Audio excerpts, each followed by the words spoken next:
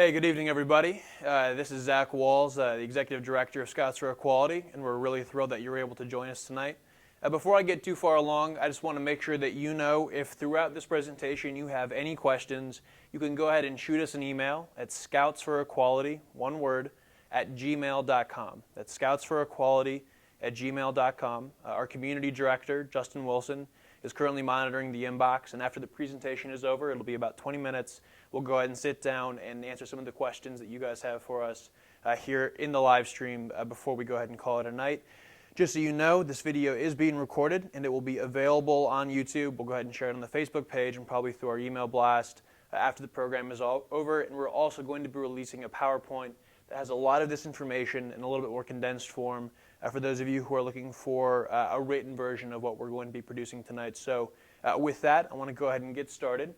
We got a lot of ground to cover, and I want to try and keep it short. But first and foremost, I just want to thank everybody for joining us this evening, all of our members across the country, all of our chapter leaders who are hosting events to watch this webcast and make things happen. And of course, I also want to thank the Scouts for Equality staff for helping put everything together.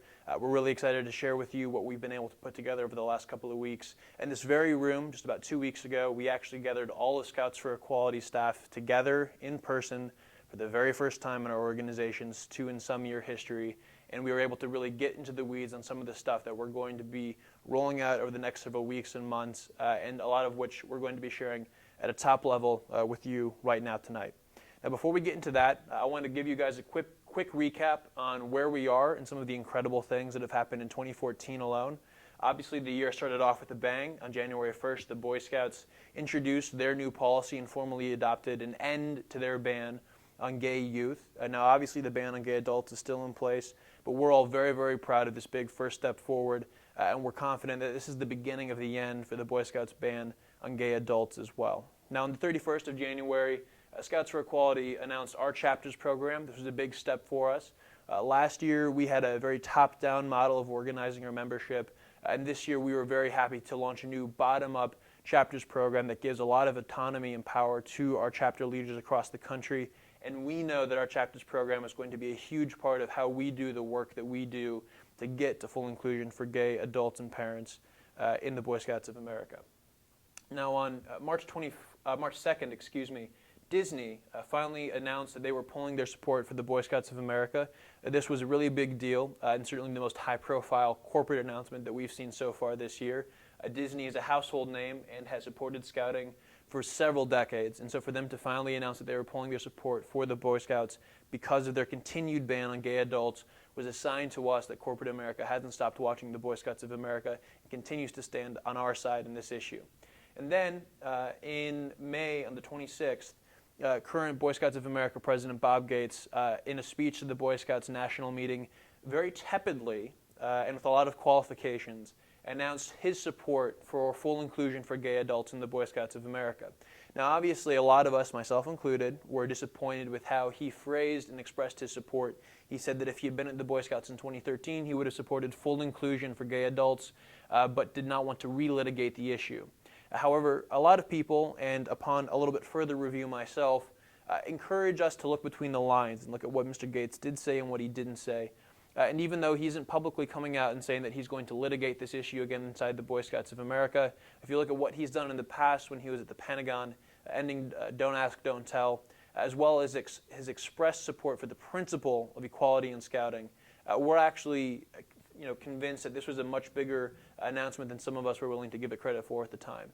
The last 2 things I want to hit off here before we get going into the briefing was the huge success that we had in June with color guards across the country, members of Scouts for Equality presenting the colors at Pride marches and parades across the United States, showing that equality has a critical role to play in Scouting and, frankly, doing what Scouts are supposed to do, which is participating in their community. And we were very, very pleased with how that went off. And then finally, on August 11th, the IRS, after almost 18 months, approved our application for 501c3 tax-exempt status.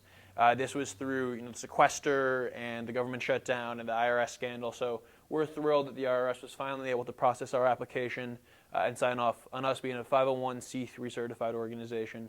We're super excited about that. And then today, September 9th, 2014. We now have 26 chapters across the country. We're growing every single month. That is through the indefatigable Justin Wilson, our community director. We're very thankful for all of the work that he's done. I know you're watching, Justin, so thank you. And thank you again to all of the chapter leads who are putting in their time, their treasure, their sweat equity across the country to make this possible. Now, I want to go over some of the things that we talked with you about at the beginning of the year. On January 31st, we also emailed to you our strategic plan overview that had 3 critical objectives, and I want to go over those, tell you what we're doing, and how we're going to extend those through our journey to victory. The first one is building up and supporting a pro-equality movement within Scouting itself. Now, this is obviously going to be, the big focus here is going to be developing our chapter program, and we're doing a great job on that front. But it's also going to be encouraging participation in the Boy Scouts of America. This is a big one. I actually just was lucky enough to spend the first 12 days of August backpacking in Philmont with Iowa City Troop 212 as an adult leader. There were 4 adults, 6 kids. We went out to New Mexico, had an amazing time. I never went when I was a kid, and I finally got to go as an adult, and it could not have been a better experience. And it was just such an important reminder for me, both about the importance of scouting and why this program needs to be accessible to every single kid, gay or straight, and how important it is for parents to be a part of their scouting experience for their children. I got to see 3 dads there with their sons have an incredible experience, but also the unit as a whole. And it was, if you've been to Philmont, you know, an incredibly extraordinary experience. And if you haven't been yet, if you have the opportunity, you can't not go. So encouraging participation in the Boy Scouts of America, but also, not just Philmont, but getting involved at the district level, at the council level if you can, figuring out ways that you can create opportunities to engage and network within the Boy Scouts of America. And that's really the final point here that we've been doing, is continuing to build relationships within the Boy Scouts at every level of the organization, from national staff all the way down to parents and scoutmasters. Heading up our efforts here is Jonathan Hillis. Jonathan is a former National Chief of the Order of the Yarrow. He's currently ScoutsForEquality's Managing Director. And in the past, he actually served as a youth member of the Boy Scouts of America's Executive Board. Jonathan has been invaluable in helping us build relationships with the Boy Scouts and become our point of contact and our liaison with a lot of folks within the official scouting community. And we're very excited to see him helping us shore up our relationships there, because we know that a lot of the work going forward is going to be some insider baseball. We need to really have our relationships with the Boy Scouts to make sure that we know and are able to do what we need to do. The second thing, of course, is promoting and protecting inclusion within scouting and making sure that we don't move backwards and that we're able to protect what we've won so far. The first thing that we're going to be doing, and we're very excited to announce this tonight, is launching the Council Equality Index. I'll talk about this a little bit later, but essentially the CEI is going to be how we quantify the support of councils for inclusion within the Boy Scouts of America. Being able to understand that is going to be critical for protecting the gains that we've made so far. The second thing that we've been doing is continuing to promote the Inclusive Scouting Award. Now, as a lot of you know, last year ScoutsForEquality merged with the Inclusive Scouting Network, which has been active in this space for more than a decade, and brought a lot of institutional knowledge to ScoutsForEquality, as well as their incredibly visible and very powerful Inclusive Scouting Award. Now, the Inclusive Scouting Award is earned just by wearing it, and it's available on our website. But the Inclusive Scouting Award is how we show other supporters of inclusive scouting and LGBT youth and parents that they have somebody who's in their unit, who's a friend, and somebody that they can talk to if they need a place to go. And finally, we've also been very proud to roll out, and we're going to continue to support, the ScoutsForEquality Help Desk. You can find this on our website. If you go to the main homepage, the Help Desk is up there in the right upper hand part of the screen. And the Help Desk has all kinds of resources. If you're in the Scouts and you're trying to struggle through some stuff, if you're a parent, you have questions about the program, we have our guide to coming out that explains some of the things that we've seen to be effective in terms of being an LGBT Scouter, and a whole lot more. So please go ahead and check that out. That's going to be an important part of what we do moving forward. And the last thing that I want to mention is, of course, why we're all here tonight, which is ending the ban and winning inclusion for gay adults and parents like my own 2 moms, Jackie and Terry, who I know are watching back home in Iowa. This is going to be a combination of 2 factors. First, we're going to continue to escalate pressure on the BSA National Board. We're going to get to this in a minute, but they're the ones who are ultimately going to begin this process again. And obviously, and I think this is the most important piece, we have to continue to build support among BSA membership at the grassroots level to really convince them that this is the right thing to do. Now, it's our point of view that if you look at the Scout Law, the fact that a Scout is trustworthy, loyal, helpful, friendly, courteous, kind, obedient, cheerful, thrifty, brave, clean, and reverent, the position of equality and inclusion in Scouting is self-evident, but we have to help explain why Scouting's values are so important to inclusion in Scouting. And that's a huge part of what we're going to be doing. Now, the actual path to victory is a little convoluted, and we wanted to take some time to really break this down for you and explain what the actual mechanism looks like for the path to victory. The first thing that's going to happen is that eventually the executive board and some of the committees within the executive board, which has dozens and dozens of members, will have to decide that it's time to send this vote to the National Council. This was exactly what happened in February 2013 when the BSA Executive Board decided to have the National Council, which is a much larger body, vote on this issue. Now, it is possible that the Executive Board could vote on its own to address this issue, but we believe that because of the precedent that they set in 2013, further action on the membership standard issue is going to be handled by the National Council. However, the Executive Board will still be responsible for creating the process of getting that vote going in the National Council. Now, we're going to have a critical role to play after that has been announced, because after they have decided that this vote will go to the National Council, a task force will be created, just like it was in 2013, to craft a resolution for the National Council. This is where I think some of the insider baseball is going to come into play.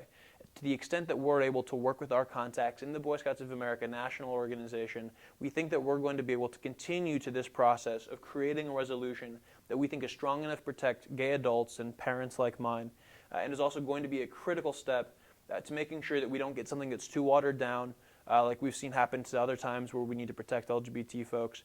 We want something that's really good and something that is going to be protecting everything that we want to protect in terms of how our membership policy is going to look after this process is over.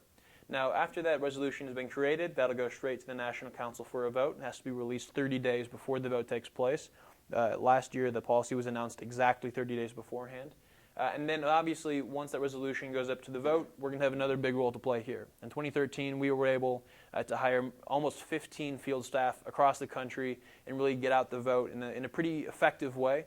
Obviously, that was a vote that we won. We feel really good about that, but we don't want to take anything for granted. And we know that when this vote comes up again, one more time, it's going to be the last hurrah for the folks who are on the other side of this issue. And so we want to make sure that we have an organization in place that's going to be grassroots level up instead of the way that we did it before, which was top level down. And so that's why our chapter program, again, is so important, because when the National Council comes up and takes a vote on this resolution, we need to have them approve it. We need to have them approve it with a convincing margin, just like they did in 2013. And that's why our membership is so critical to actually getting us across the finish line and getting us to that pathway to victory. Now, like I said, if you have any questions about what this pathway to victory looks like, please shoot us an email, ScoutsForEquality@gmail.com, and we're happy to try and answer that and flesh out some of this a little bit more in depth. The Boy Scouts is a very complicated organization, so we want to make sure that everybody understands the work that's in front of us. Next, in terms of what this actual campaign is going to look like, we've identified 5 key components that we think are going to be really the meat and potatoes of how we get this campaign from here to where we want it to go. Now, the first piece, of course, is our membership in our chapters. We're going to be putting even more resources into our chapter program as it continues to grow, but we also look at our chapter program not just as an organizing tool, but as also a self-sustaining part of our lifeblood that's going to be able to help create more resources for Scouts for Equality to run these local campaigns. Next, we're going to continue to engage the BSA. We have to really continue to build relationships with BSA executives, with BSA volunteers, and with parents, members at the local level of Scouting. Engaging the BSA is going to help us show BSA members that we are not separate from the Boy Scouts of America. I'm an Eagle Scout. Everybody who's in Scouts for Equality staff are Eagle Scouts.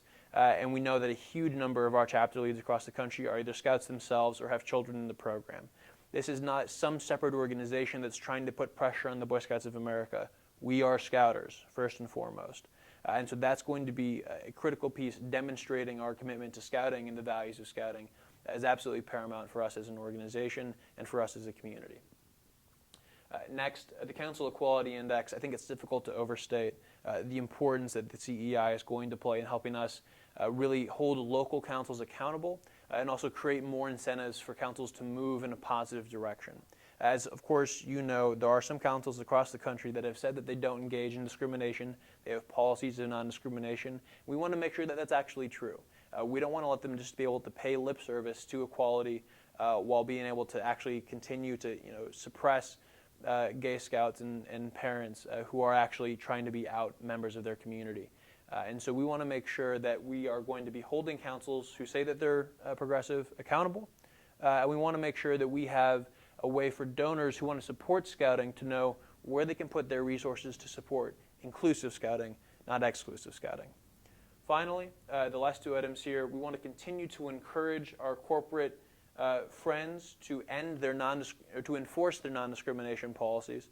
As we saw with Disney, there are a lot of corporations across the country that have on their own books policies that ban donations going to organizations that discriminate against gay individuals. We want to make sure that those corporations are actually following their policies to their own letters, that they are staying trustworthy with themselves, and we want to make sure that that's going to be our primary vehicle for holding corporate partners of the BSA accountable. The last thing that we're going to do is something that we've already had a lot of success with doing, both this year and last year, which is going to be to continue to highlight incredible stories that we find in the media. Some of the most effective stories that we've seen so far range from Pascal Tessier to Ryan Andreessen, and these are the stories that help us win hearts and minds and show not just people who are in the scouting community, but also the American public at large, the devastating impact that the Boy Scouts of America's ban on gay individuals has had thus far, and that the ban on gay adults will continue to have until the policy is ended. The media has been able to show the stories and really help people understand the pain that is caused by this policy, and we think that highlighting these stories will continue to be a critical component of how we get to our ultimate end goal in this specific instance, which of course is ending the ban on gay adults in the Boy Scouts of America. Now, of course, what you're probably wondering is what exactly is next? What's Scouts for Equality going to be doing? And there are a couple of things that we're... Hold on.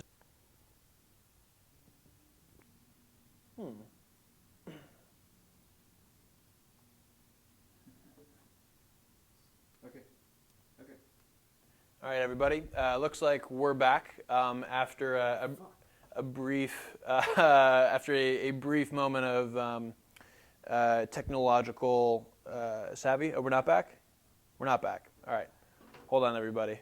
Sorry. That's all right.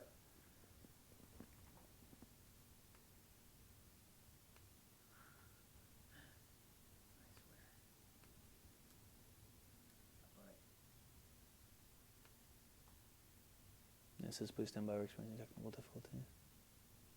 Okay, I'm going to get back up. Hold on until Justin stalls in the comments.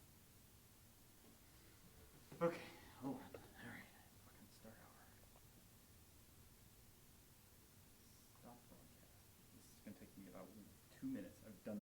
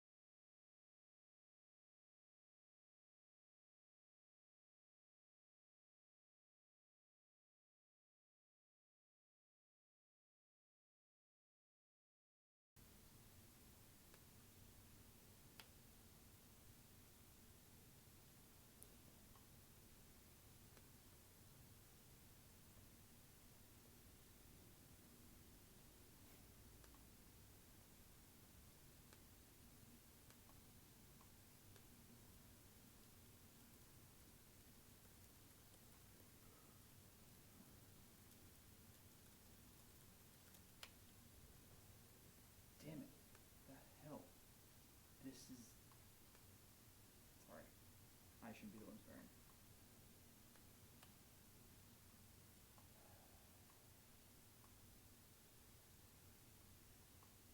For what it's worth, this has been really helpful so far. Yeah, I mean, is there a way? No, fuck, I can't change that. I was gonna say you can just do it with Google Hangouts, but unfortunately, at this point, I don't know if I can recover it. So I can reboot my computer, which is the only solution that I can. So you might want to go to the comments and say. All right, here, I'll just go ahead and log in with. I'm gonna reboot. Okay. Like, everything's working on our end, but Google isn't getting the data from us. I've never seen this happen before.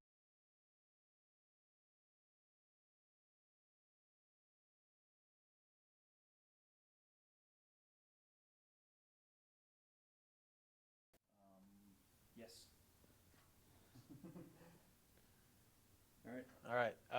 All right. So it looks like we might be back here. Just a moment, everybody, while we 1 minute delay. We double check. It looks like we've got a 1 minute delay. So we're going to go ahead and hang out here. Yep. It looks like we're coming back, everybody. Terrific. Sorry about that. We'll be getting here. Okay. Cool. Good stuff. Obviously, this is a part of what happens when we do a live presentation. So we're really thankful for your patience and working with us as we get through everything. But I think we're back. So we're going to go ahead and get back to where we left off. I believe that I had just gotten to the next actions area of the presentation. So we're going to go ahead and get through that. But before I get into that, I want to recap these last few items here for any of you who might have dropped off before we had our technical difficulties here. So I just want to run through these last two items here. One of the important things that we're going to be doing, one of the key components we see of our plan moving forward, is enforcing corporate non-discrimination policies that are already on the books. This was exactly what happened with Disney. They have a very long history of supporting the LGBT movement, and they've had a policy on their own books that says that they won't give to organizations that discriminate against the gay community. And so what we were able to help happen in that department, and what we've done in the past, is to hold organizations accountable for their own policies, and we are going to continue to do that for organizations and companies that have that kind of non-discrimination policy on their books. The last thing that we're going to do, and one of the things that we've been very effective, it actually came up here a little bit in the chat box while we were waiting on our technical difficulties, was continue to operate in the media, tell the stories with the Scouts for Equality members and people who we don't know yet, people who haven't joined the movement yet, and talk about how the ban on gay youth in the past and gay adults and parents in the future is going to and has affected people like them in their lives, and to show the effect that that has both on those individuals but also on scouting generally.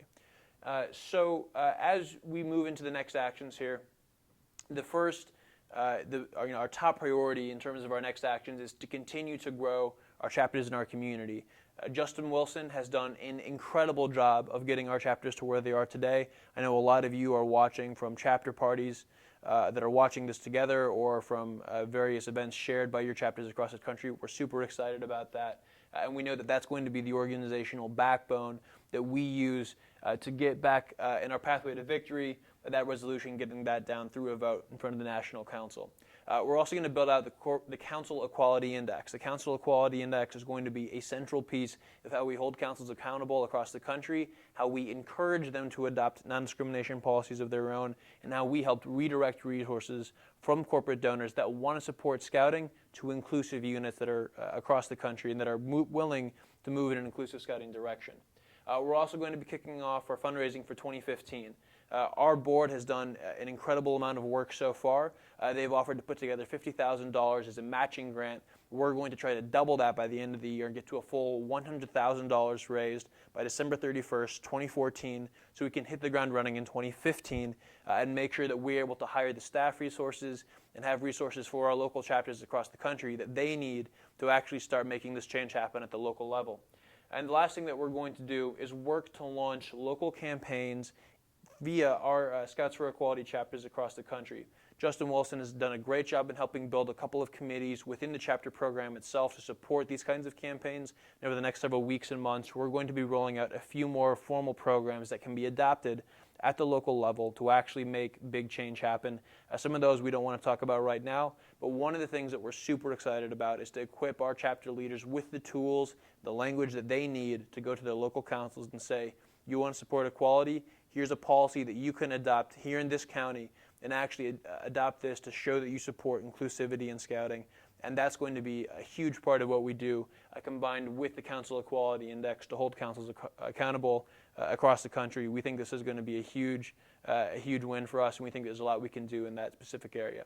Now, we've been going for a little bit of time here, and I want to make sure that we have time to get to your questions, and I don't want to hold you here all night. But there are 3 things that you can do if you're watching at home and you're wondering, what can I do right now? The first thing, of course, is start or join a chapter. This is a big time commitment if you're starting one. It's a little bit smaller of a commitment if you're joining one. But our chapters, like I said, are our organizational backbone. And if you aren't in a chapter yet, we really need you to be in one in an area near you. You can go online to ScoutsForEquality.com/chapters. There's a great map there. You can see all of the chapters across the country. Find one that's near you. And if there isn't one near you, please think about starting one if you're willing to make that kind of commitment. Next, we would strongly encourage you to engage, reconnect with your local scouting organization, whether that's the council level, the district level, the local troop near the closest elementary school. Make sure that you're a presence in your scouting community. Make sure you're a face. Make sure you're actually able to help contribute to the organization. We all love scouting. We all grew up in scouting. It's important to all of us. And one of the most important things that we're trying to do is re-engage with scouting to show why inclusivity and equality are true and core scouting values. And the last thing, if you haven't done this yet, it's the easiest lift in the entire list. If you haven't already, please order an ISA. The Inclusive Scouting Award, like I mentioned earlier, you earn it by wearing it. You can put it on your uniform. It's a knot if you wear it if you're an adult, and it shows youth and other adults that you are in favor of equal scouting, and it shows people who need a little bit of help or people who are wondering where they can go for resources, that you're a supporter of equal scouting, that you're an ally, you're a safe space, you're somebody that they can come to.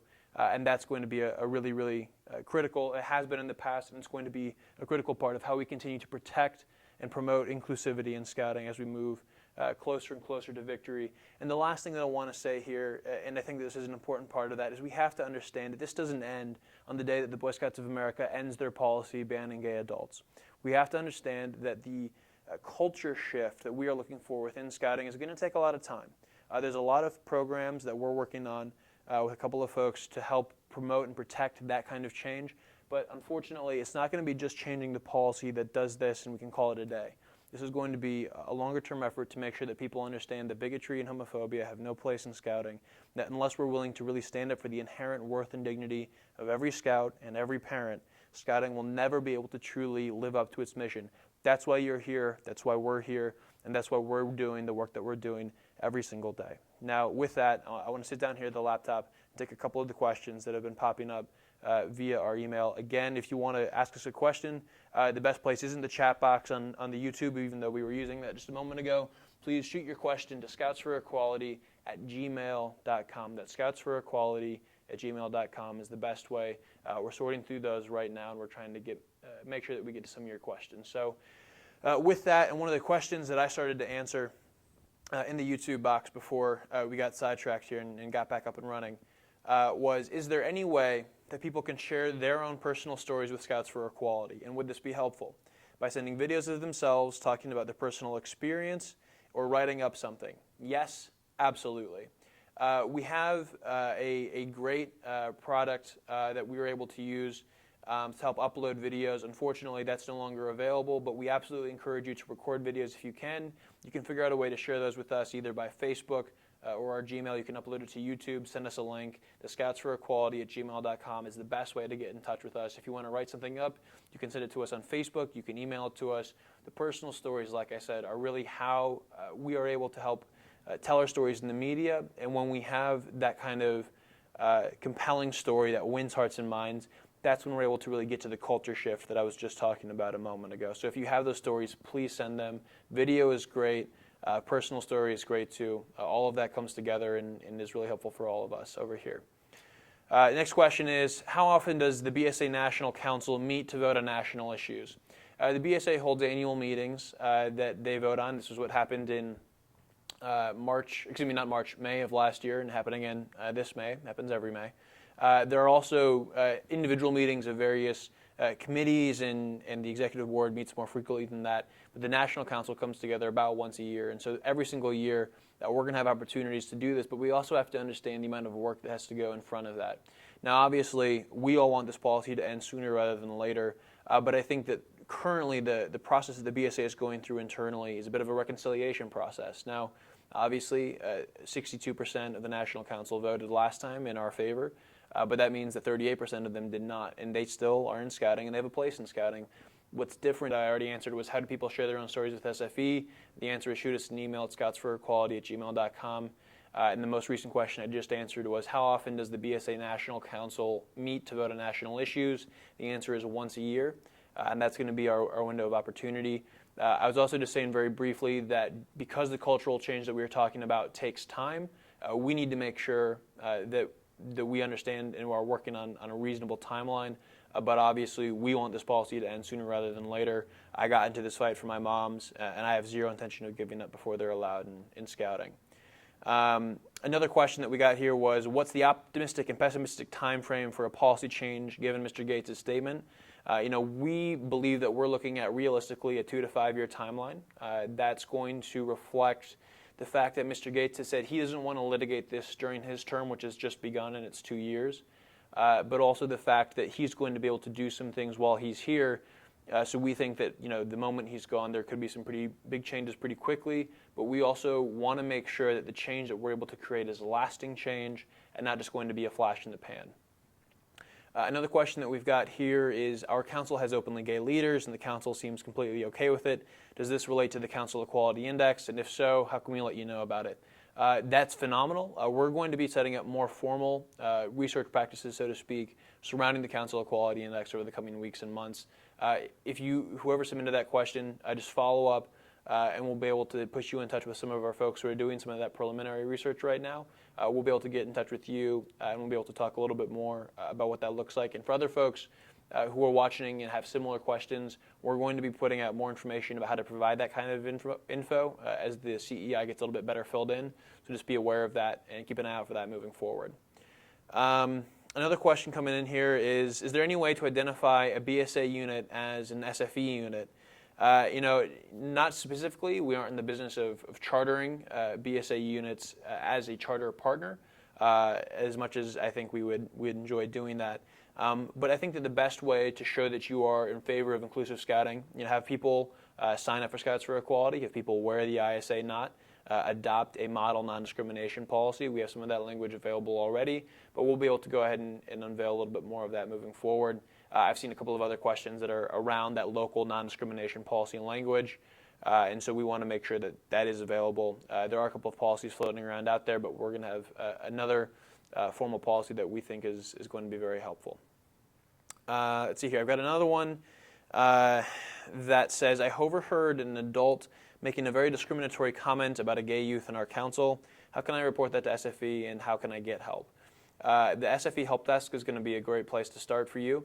We're going to make sure, and one of our priorities inside that protecting and promoting inclusion in scouting is making sure that the BSA is following their own rules. They put this policy in place, and we need to be the watchdog group that holds them accountable. It's an important part of our mission, and we're going to be able, hopefully, to help with something like that. The reality is the Boy Scouts have adopted this policy, and as far as we're concerned, if people who are in scouting violate that policy, they've broken the rules of scouting. So that's something that we're very sensitive to and that we want to help out with.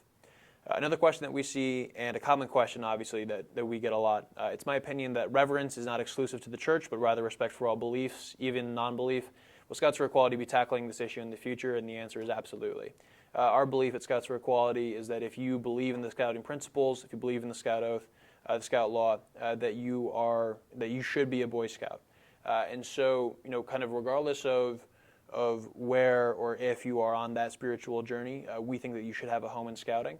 And we think that that's something that we support unequivocally. When we merged with the Inclusive Scouting Network, that was something that was important to them, and it's something that's important to us. At this specific moment, we are laser focused on gay adults, and it is our opinion that by focusing on these kinds of things piecemeal, we're able to set ourselves up to more effectively tackle the issues in front of us. And of course, if you want more position or more thoughts on this, we've actually got a statement on our website that you can look at called "A Scout is Reverent." I believe that is available on our help desk page.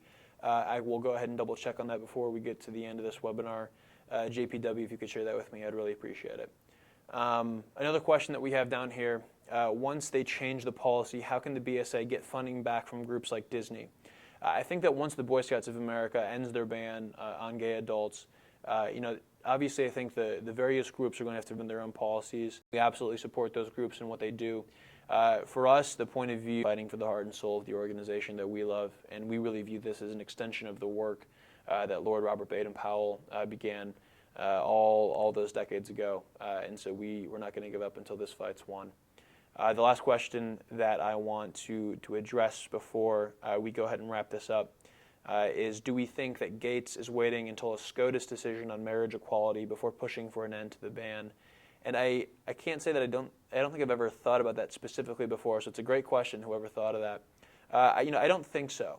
He has said in pretty explicit language before the national meeting in May earlier this year that it was, from his point of view, an issue that was so disruptive that it would threaten the solvency of the Boy Scouts of America to readdress during his term. So I don't think that a SCOTUS decision would necessarily change that fact. I think, however, a SCOTUS decision on marriage equality would absolutely be a part of a long series of events that equality specifically and LGBT rights generally over the last several decades. And I think that that's actually a great and an important note to end on, simply because the cultural shift and not necessarily changing the values of the Boy Scouts of America, but helping the Boy Scouts truly live out the values that it aspires to, is at the core of what Scouts for Equality is doing. I think working together is help the Boy Scouts of America be a trustworthy, loyal, helpful from the values that motivate the work that we do. And on that note, I want to thank you for joining us tonight. If you have any questions, please continue to go ahead and keep an eye out. We're going to get a form. We're excited to get that out. And we're excited to work with you in our mission to end discrimination in the Boy Scouts of America. Thank you, and have a good night.